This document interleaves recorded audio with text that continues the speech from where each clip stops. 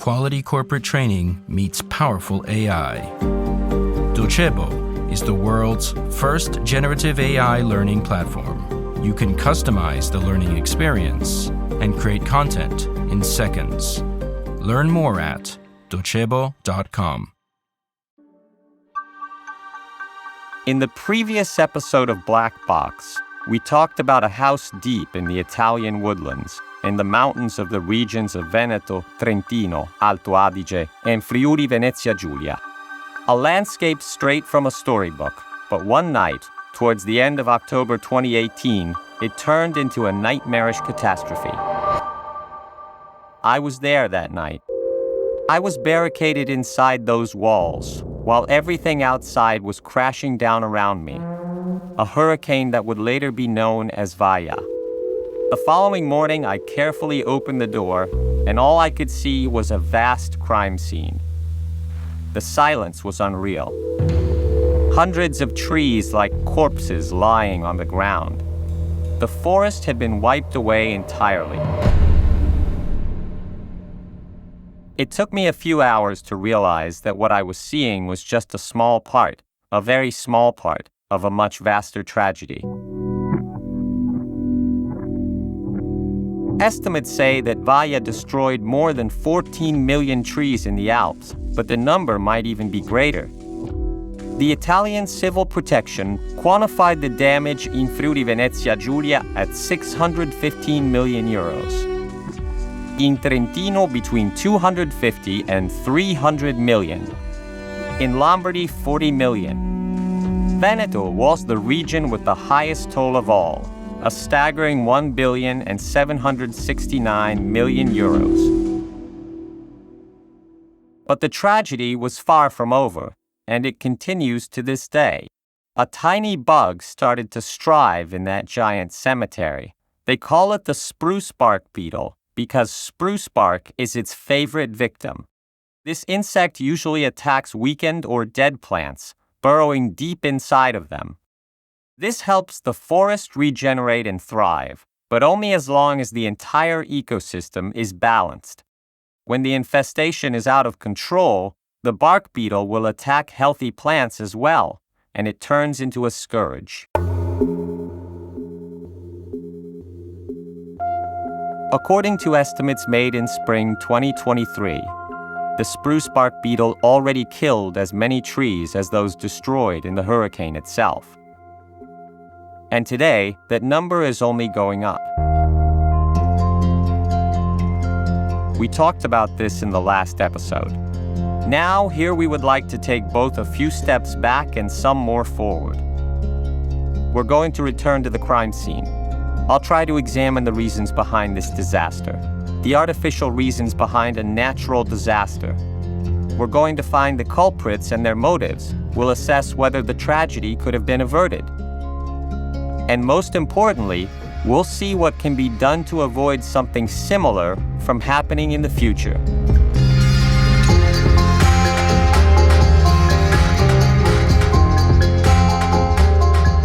I am Guido Brera, and you're listening to Black Box, The Hidden Side of Finance, a podcast by Cora Media, sponsored by Docebo.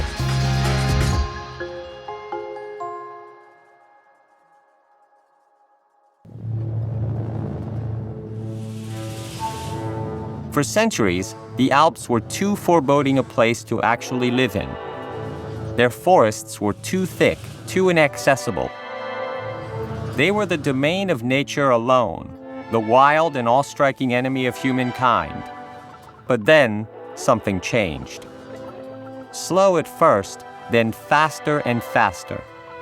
This change can be traced back to the artistic and cultural revolution of Romanticism.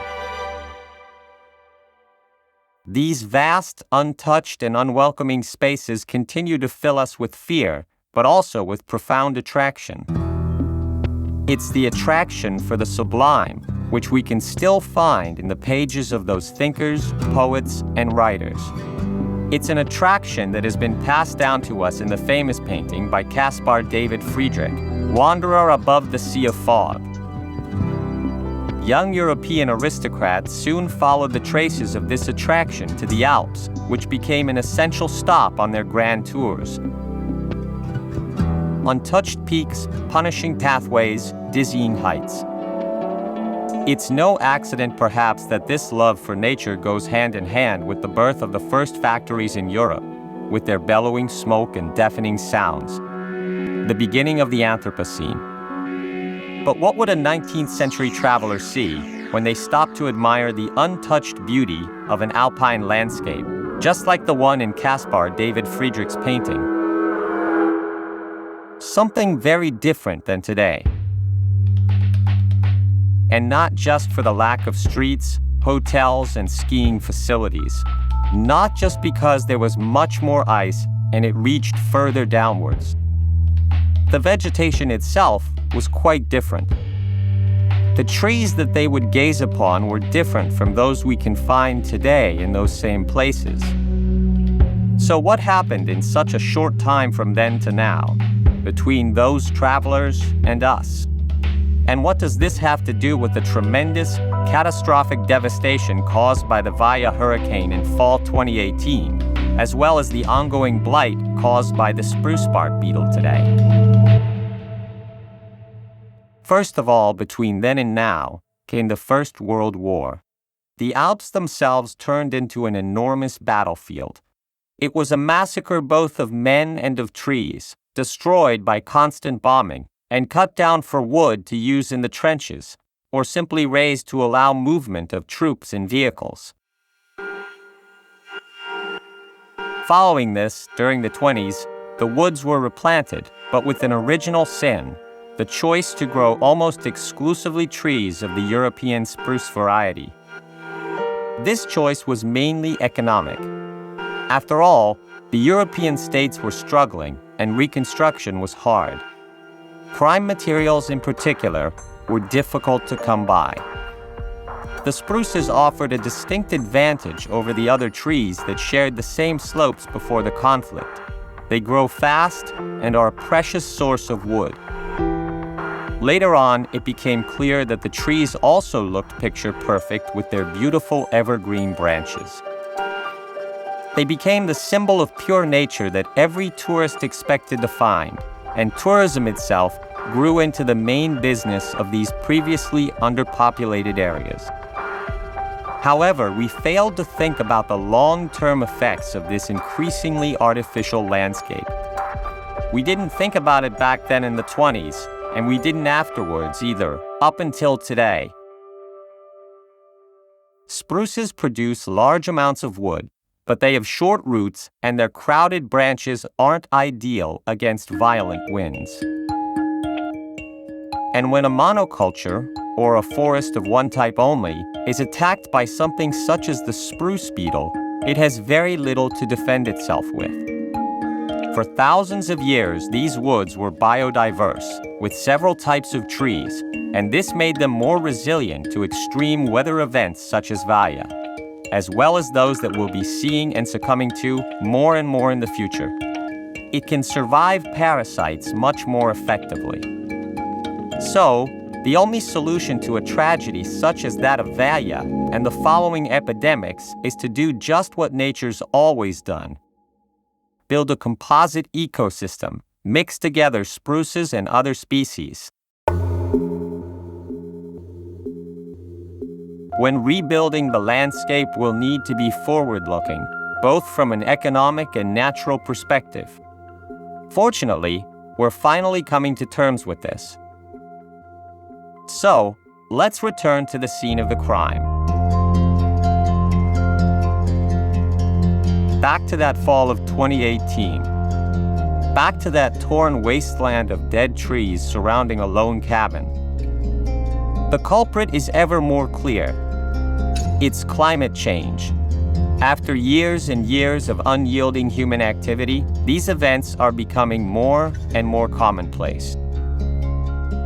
It's also a series of nearsighted choices, which have weakened the natural environments affected by such events. The culprit is us, with our excessively human-centric outlook. And the tragic truth is that at the same time, were also the victims.